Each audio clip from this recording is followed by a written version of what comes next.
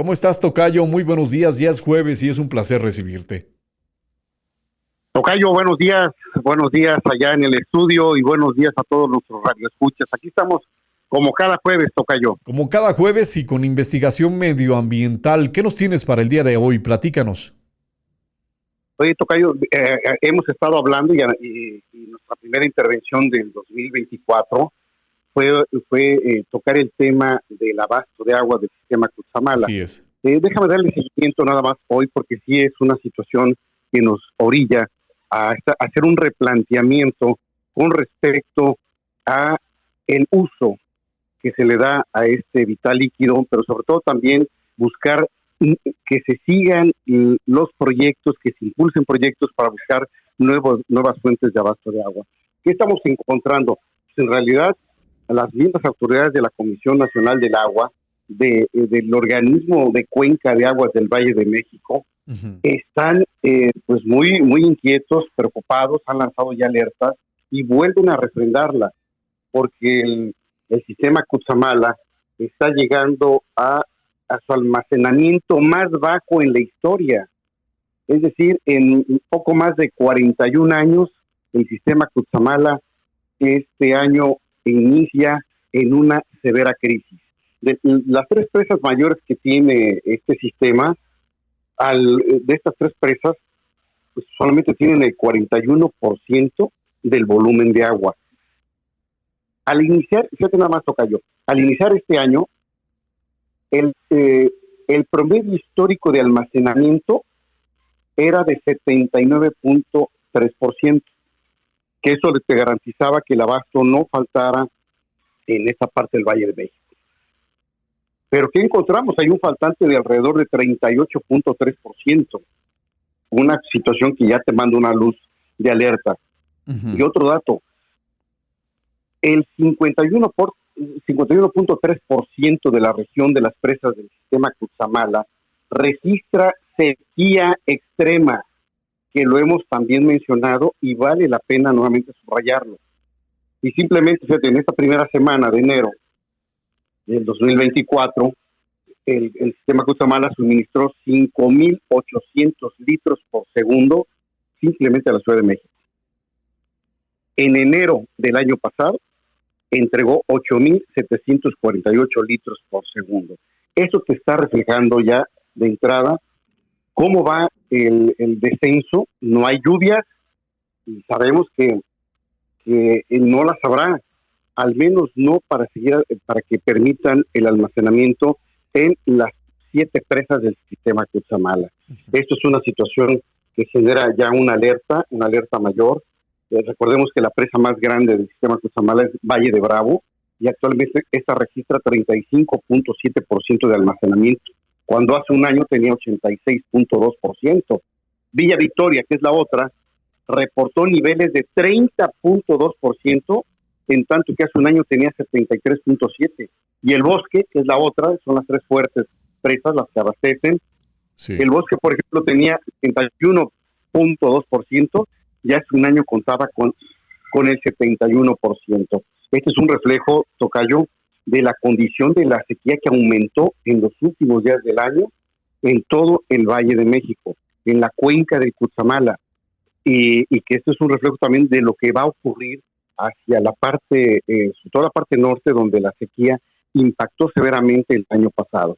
Los registros que tenemos actualmente en torno a las condiciones climáticas, al fenómeno de calentamiento global, pues esto nos está indicando que, como le he mencionado, habrá un año nuevamente seco, habrá un año donde la sequía nuevamente vuelve a impactar seriamente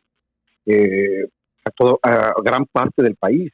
Si recordarás, Tocayo, hacia fines del año pasado hablábamos de que prácticamente esa sequía había afectado a más del 61% de la región de la República Mexicana. Esto te está reflejando que cada vez las alertas son más grandes. Tal vez nuestros radioescuchas aún, pues si le abren la llave sigue saliendo el agua, sobre todo los que de los 13 alcaldías de la Ciudad de México y los 16 municipios del Estado de México, pues todavía está llegando el suministro del Cutzamala, pero esto va en descenso, y va a ir en descenso rápido porque los consumos siguen siendo altos. La población sigue manteniendo un consumo muy alto de agua y esto es lo que está provocando que el problema del acceso al agua en algunas zonas sea mucho mayor. Y déjame subrayar un dato también, tocayo. Por ejemplo, ahí en la capital del país hay zonas que reciben aproximadamente 20 litros de agua al día, promedio diario, 20 litros. Pero tienes otras zonas donde alcanzan los 600 litros en promedio diario. Ese es el problema que se está enfrentando y que también está reflejando una desigualdad social que representa tener el ingreso directo en la red primaria de líquido y otros que no lo tienen.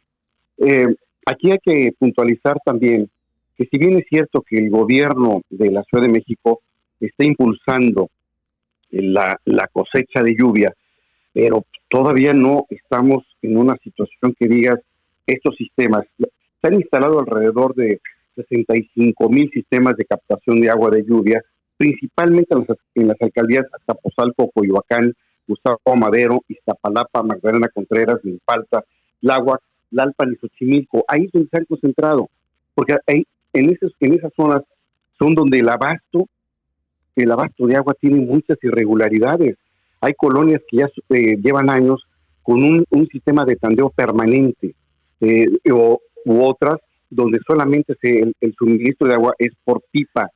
Entonces, esto está reflejando que estos tipos de sistemas de captación a través de la cosecha de agua, pues sí, va a garantizar una adopción sostenida, pero será a largo plazo. Ese es a largo plazo. Bien por lo que se está haciendo, pero todavía no es una acción que podamos decir que estamos logrando ya, que estas zonas urbanas tengan garantizado el suministro de agua. Además, la cosecha de agua potable, de agua de lluvia, pues muchos sistemas no lo potabilizan. Tú tienes que hacer una inversión un poco mayor para que esa agua de lluvia se potabilice. He conocido viviendas donde solamente hacen esa captación, pero para un uso primario, ¿cuál es? Pues para limpiar o para los sanitarios, así, nada más. Si la quieres potabilizar, pues obviamente las ecotecnias tienen un costo mucho mayor. Pero hacia allá va todo esto y pues entre el inicio del Cutzamala con un déficit histórico y acciones que todavía siguen siendo incipientes como son estas. Y déjame también volver a recalcar, tocayo, seguimos todavía en una situación de no tenemos, o al menos no conocemos, cuáles son los proyectos que se van a tener a corto plazo, a mediano plazo, que las autoridades en la materia estén impulsando para buscar nuevas fuentes de abasto de agua, principalmente para el Valle de México. Si estamos hablando de programas que sean sostenidos y sustentables, pues no estamos viendo por dónde va a ser. Los proyectos siguen ahí en los archivos, siguen los estudios ejecutivos, tanto en la Comisión Nacional del Agua, en los organismos como el sistema de aguas de la Ciudad de México o los organismos del Estado de México también de agua, pero no se ve que ese proyecto vaya encaminado y con ese enfoque metropolitano que requiere el Valle de México. Claro. Y déjame tomar otro dato, tocayo. Este es un punto y aparte porque también viene otra situación hacia el norte del país. Uh-huh. Mira, la Suprema Corte de Justicia anuló ayer, ojo, tocayo, la concesión de 4 títulos, esta concesión de 4 títulos para uso industrial del agua, ¿cómo? Que ya habían obtenido las mineras El Fresnillo y la Mexicana. Sí. Entonces, ¿esto a qué se debe, tocayo? Que las regiones, las zonas indígenas, como es la comunidad indígena El Trigo del municipio de Uruachi, estos se promovieron. Dijeron, oiga, les van a dar una concesión de agua a las mineras y nosotros no tenemos agua. Entonces, con esto, hubo un decreto del Ejecutivo Federal en septiembre del 16 que eliminó parcialmente esa veda que existía desde el 48 para otorgar concesiones a estas zonas, a estas industrias. Ujú. Y entonces se promueven amparos, viene la resistencia de las comunidades indígenas y la Suprema Corte revisa el tema y dice, a ver, las concesiones de agua para las mineras en Chihuahua van para atrás. Este es el otro reflejo de otro tipo de lucha que vamos a estar encontrando con mayor frecuencia en los siguientes meses y años. Estas concesiones anuladas que autorizaban a las mineras para obtener 270,000 metros cúbicos de agua almacenada en las presas de los municipios de Chinipas y Guadalupe y Calvo, ambos en Chihuahua, así como 250,000 metros cúbicos anuales de agua superficiales del río Cuervo. De entrada ya las mineras ahorita van a enfrentar un serio problema para su operación, pero eso también indica que mineras como esta deben de tener entre sus proyectos el tema del agua, qué hacer con plantas de tratamiento de aguas residuales. Ese tema debe estar resuelto. Recordarás, Tocayo, que en una ocasión abordamos el tema de la minera Cuscatlán en San José del Progreso, Oaxaca. Sí. Bueno, ellos lo que hicieron, para no utilizar agua potable en sus procesos, buscaron el municipio que tuviera una planta de tratamientos, la encontraron en Ocotlán de Morelos, a 20 kilómetros de la planta minera. Ajá. Fueron ahí, esa planta no estaba en funcionamiento, hablaron con las autoridades municipales, dijeron, nosotros denos en comodato por 15 años, 20 años, nosotros la reparamos y empezamos a limpiar las aguas residuales. 70% van para la mina, 30% se distribuye al municipio para riego de parques, jardines y para los baños sanitarios de los mercados públicos. Uh-huh. Esta es la forma. Y si tú y yo que recorrí esa mina de Cuscatlán en Oaxaca, encontramos que efectivamente no utiliza nada de agua potable para sus procesos, para los procesos, todo lo que es el proceso industrial. Además, sanitarios y para toda la limpia es en la misma agua tratada y llega a un nivel también con otros sistemas para poderla potabilizar y esta se pueda distribuir a otros sitios de la misma compañía minera. Esto lo vamos a encontrar, este es el escenario, Tocayo, uh-huh. Y pues el tema del agua no lo vamos a dejar, es un tema estratégico, es un tema que vamos a estar hablando durante 2024 en sus diferentes dimensiones. Ya reflejamos otra vez el foco del Cutzamala, uh-huh. Ya vimos la situación de la cosecha de agua, que es otro de los planes que va impulsando muy fuerte la Ciudad de México. Uh-huh. También la Ciudad de México ya levantó las alertas y dijo, esperemos no llegar al día cero. El día cero lo están visualizando en el escenario hacia junio de este año, si las lluvias que puedan venir no son las suficientemente con gran abasto para ayudar a elevar los niveles del sistema Cutzamala.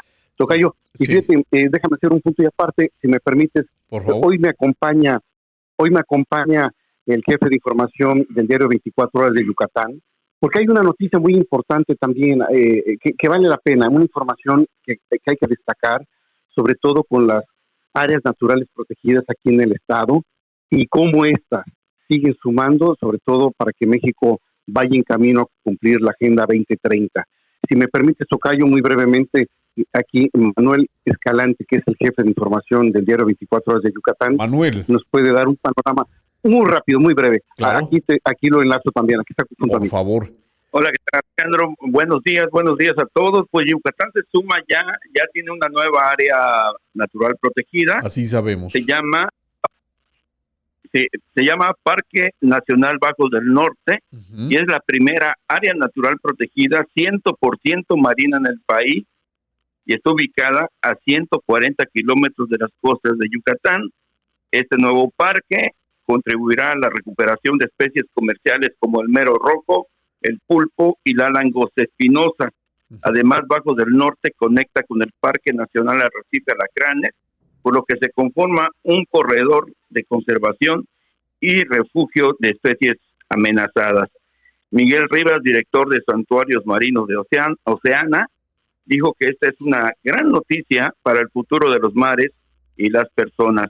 Con esta decisión, México se acerca a cumplir con el acuerdo global de proteger el 30% de su territorio marino para 2030 y garantiza la fuente de empleo y alimento de miles de familias. Alejandro, esto ya está publicado en el diario oficial de la Federación. El Parque Nacional Bajos del Norte tendrá más de 1,000 hectáreas marinas protegidas, colocándose como el área nacional protegida más grande del Golfo de México. Un esfuerzo entre organizaciones de la sociedad civil, pescadores y el gobierno de México. Oye, Manuel, lo que tenemos.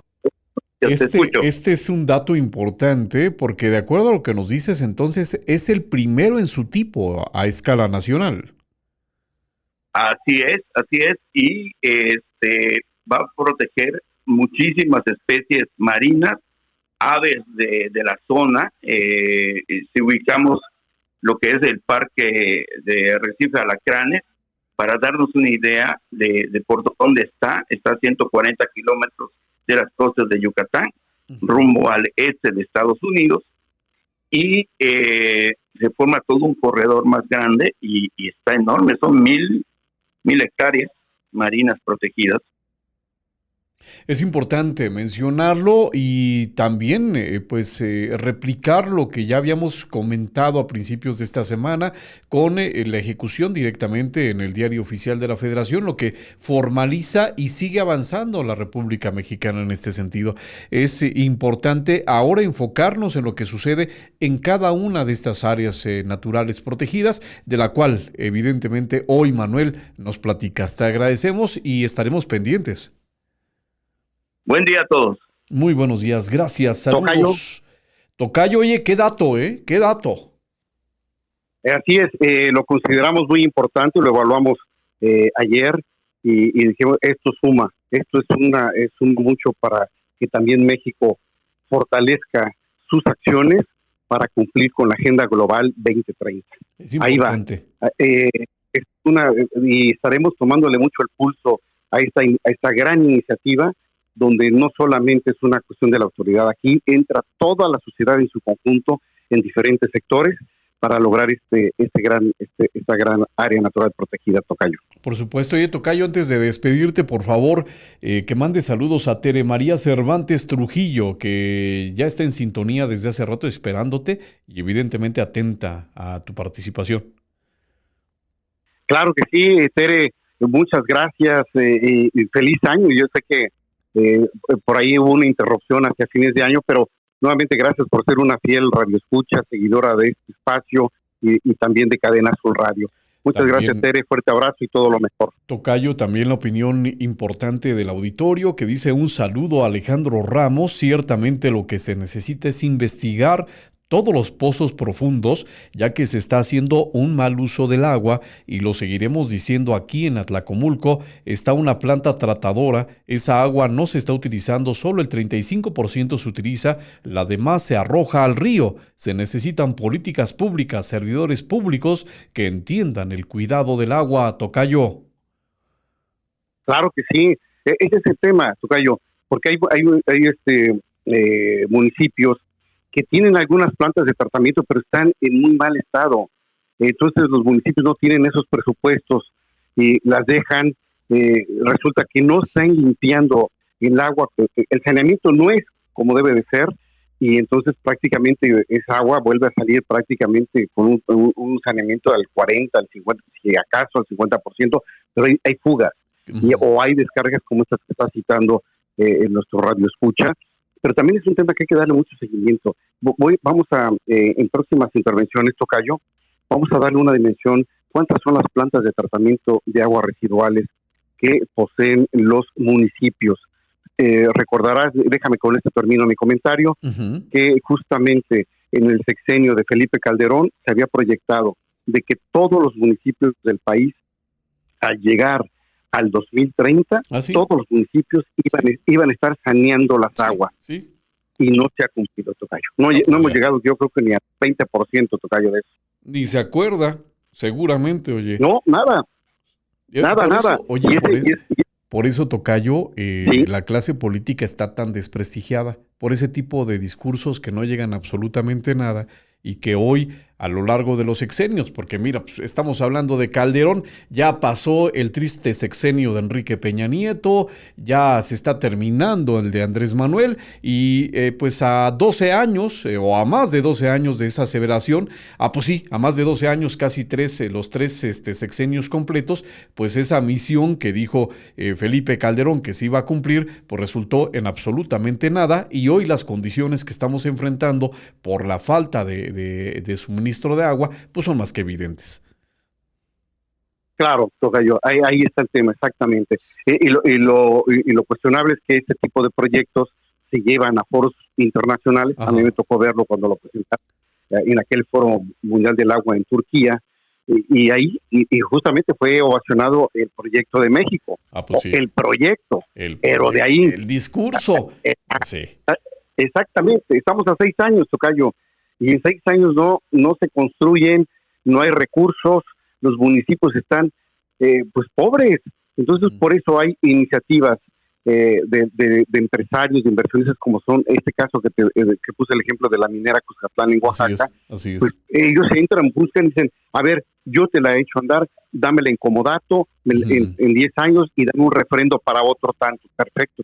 Y va para mis procesos, es agua tratada, y te envío también para tus otros procesos al municipio. Esos son los esquemas que se deben de tomar, y creo que la iniciativa privada tiene aquí mucho que hacer también en ese terreno. Y lo que comentábamos un poquito antes de entrar en el segmento contigo, tocayo, platicaba un fenómeno interesante que se está presentando en un municipio aquí del Valle de Toluca que se llama Tlacomulco, en donde los vecinos, ya cansados de la falta de acción de las autoridades municipales, empezaron a coordinarse, y afortunadamente hay personas de muy buena voluntad que dedican el esfuerzo, pero también la economía, para poder sanear caminos, para poder beneficiar a los vecinos, y ya no se esperan a que las autoridades municipales hagan su trabajo, que es una obligación. Ya la historia se encargará de poner las cosas en su lugar, pero mientras tanto, los propios vecinos, me está llamando mucho la atención, porque ya los propios vecinos no se esperan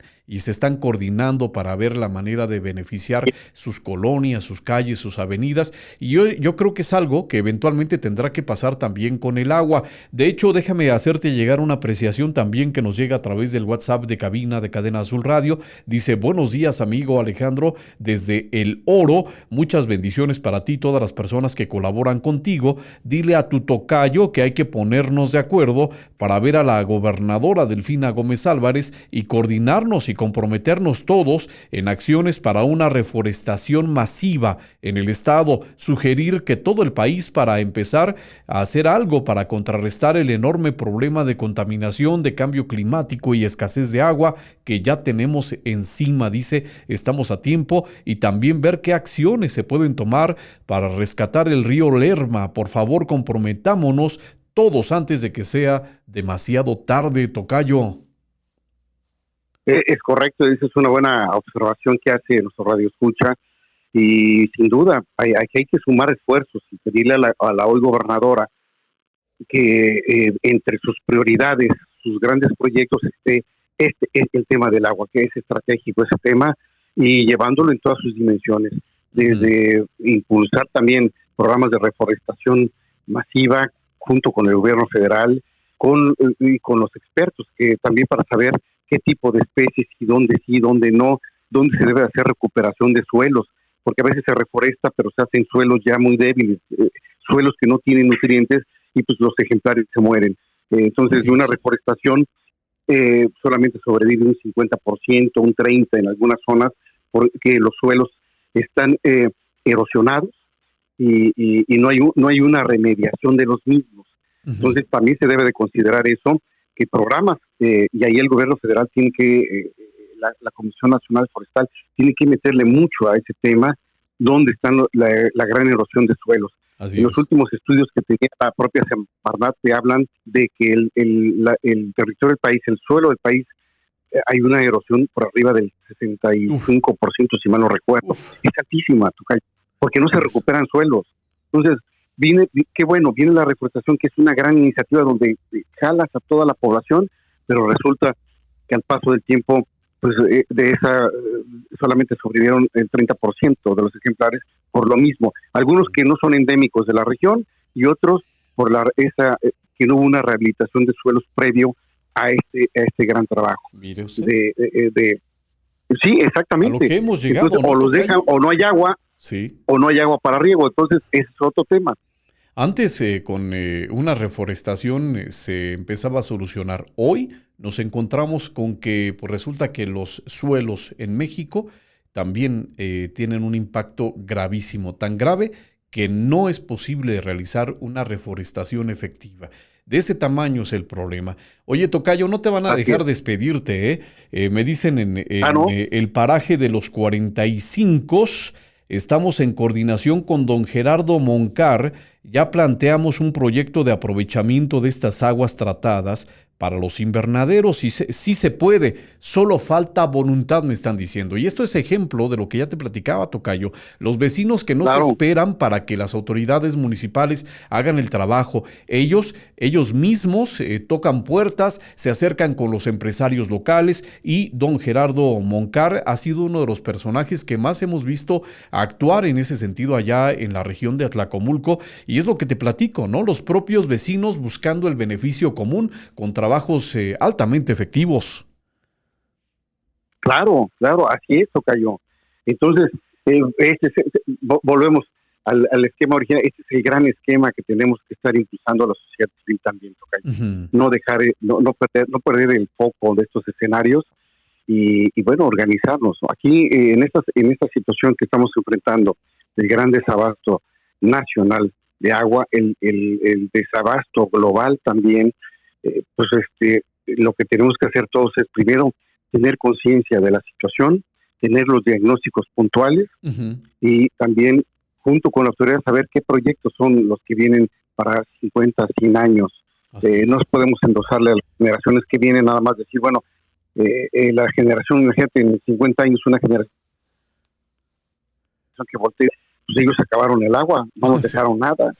Tenemos que hacer ahora un esfuerzo mucho mayor, porque este debe ser a 100 años, tocayo, y de ahí para adelante. Ese es el gran reto con el tema del agua. Imagínate, tocayo, que el día de mañana, hoy en día, tenemos mucho esas historias, ¿no? Recurrentemente aparece por ahí la fotografía del abuelo, del bisabuelo, y vienen las historias, ¿no? Dicen, mira, la foto del bisabuelo que fue el que reverdeció todo ese monte, o coordinó los trabajos para poder traer toda esta área verde, para hacerla verde y cuidar el medio ambiente. El día de mañana la historia va a ser al revés y van a decir, mira, aquí está la foto del abuelo, el bisabuelo, el que se acabó el agua, ¿no? Toda esa generación se acabó el agua que hoy no tenemos. Imagínese usted qué triste historia. Pero bueno, vamos a tener que dedicarle, querido tocayo, yo creo que un programa o varios programas completos a este asunto del agua, porque me siguen llegando mensajes. Insisto, no te van a dejar que te vayas. Por favor, dile a tu tocayo, pregúntale él que le sabe al agua, ¿por qué no sale con sedimento y tanta arena en el municipio de Atlacomulco? ¿Por qué sale el sedimento en la línea de agua potable? Eso debe ser de las redes, tocayo. Ahí debe de haber, hay falta de mantenimiento también a las redes, que son redes muy viejas. Hay las redes de primarias o secundarias de suministro de agua potable, algunas datan de hace más de 60 años. Entonces, ahí hay un deterioro. Y si hay alguna, están fisuradas, tocayo, ahí hay filtraciones también del subsuelo. Entonces, esto es lo que debe de estar pasando. Y recordarás, cuando hubo obras mayores ahí en el centro histórico de la Ciudad de México, cuando llegaron allá las tuberías del agua potable, llevaban años fracturadas, años. Entonces, toda esa zona que consumía esa agua potable, pues iba con tierra, iba con otros residuos, porque también había fracturas en las tuberías del drenaje. Así es. Entonces, por eso lo vimos nosotros, lo documentamos, y fue cuando los ingenieros hidráulicos nos dijeron, ¿saben qué? El problema que tiene, pues no solamente la capital del país, sino lo tiene todo México, es exactamente ese. Sus redes de agua potable y de drenaje datan de hace más de 50 años, y algunas de más de 70. Todavía encontramos en el centro histórico ductos que eran porfirianos, ductos fracturados y que databan de esa época, que todavía llevaban agua potable que arrastraba todo tipo de sedimentos y demás. Eso es lo que debe estar pasando, y yo lo que les sugiero a estas comunidades: tomen una muestra, llévenla a analizar, y con base en eso exíjanle a la autoridad municipal, exíjanle a la autoridad estatal, que ese es el tipo de calidad de agua que están recibiendo, de muy mala calidad. Oye, tocayo, es lo que ocurre ¿a dónde se pueden llevar esas muestras? Mira, hay laboratorios, claro, hay un costo, ¿no? Sí, hay claro. laboratorios que hacen estudios de la calidad del agua. Y por internet pueden ellos ubicar rapidísimo algunos de esos, algunos laboratorios que sean serios, y decir: oiga, yo quiero tomar una muestra de mi agua, ¿cómo lo debo de hacer? Ellos hasta les dan hasta un recipiente especial para que no se altere la muestra. Eso nosotros ya lo hicimos. Te dan recipientes especiales, te dan unos guantes para que no alteres la muestra, metes el recipiente al grifo, que caiga la primera toma, pum, cierras herméticamente sin que tus dedos toquen nada de ese recipiente, para que quede perfectamente sin nada. Y eso se lleva una vez que hiciste el contacto con el laboratorio, ya lo entregas, ellos lo analizan y te dicen: bueno, su agua tiene todos estos elementos, o está contaminada con esto. Oye. Y eso y eso hay que seguírselo insistiendo a la autoridad municipal y a la estatal. Eso por Estamos recibiendo agua con color amarillo. Eso en iniciativas propias y organizarse, claro, hay que organizarse. Ahí sería muy bueno que un grupo de vecinos, si es un fraccionamiento, si es una comunidad, organizarse y decir: a ver, nosotros vamos a hacer nuestro estudio y vamos a difundir lo que arroje. Sí, porque tiene un costo. Entonces tú vas a un laboratorio privado y te hacen el estudio y te dicen, te dan todos los parámetros de si hay algún contaminante, y hasta te pueden vincular a la fuente que lo está originando. Muy bien. Y yo estoy casi seguro que esa mala calidad del agua se debe a la falta de mantenimiento de las redes, a que ya son muy viejas y debe de haber algunas fracturas en algunos tramos. Evidentemente. Bueno, pues vamos a darle seguimiento a este tema, y es importante que tomemos en consideración, por un lado, la falta de acción de las autoridades municipales en muchos municipios, tristemente, de nuestra República Mexicana, pero del otro lado también la preocupación lógica de toda una generación de hombres y mujeres, de familias trabajadoras, que ya no van a dejar pasar más tiempo sin accionar, sin actuar en positivo por el medio ambiente y particularmente por el cuidado del vital líquido. Estaremos pendientes de tus indagatorias, tocayo. Como siempre, es un placer. Claro que sí, tocayo. La próxima semana.